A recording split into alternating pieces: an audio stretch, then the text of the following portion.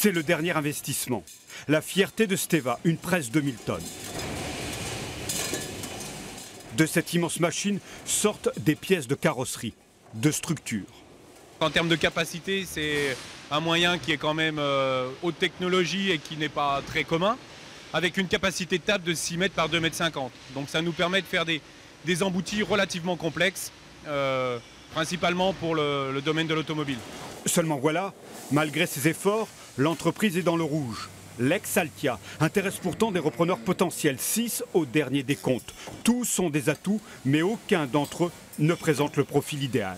Un fonds qui apporte beaucoup d'argent peut permettre à Steva Limousin de se développer, un industriel aussi. Il faut dire que les salariés sont aujourd'hui sur le qui-vive. Des patrons, ils en ont vu passer, des promesses, ils en ont entendu. Les dernières, c'était celles du PDG d'Altia.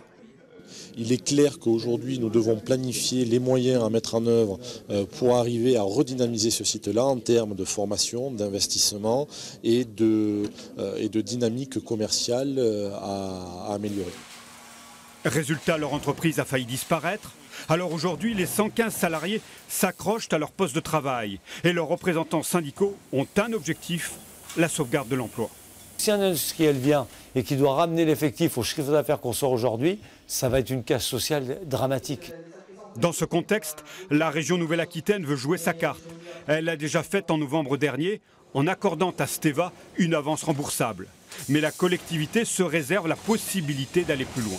La région pourra effectivement accompagner, que ce soit reprise ou rentrée au capital ou sur des investissements. S'il rentre effectivement dans la politique régionale, en tout cas dans nos compétences, oui, la région sera au rendez-vous.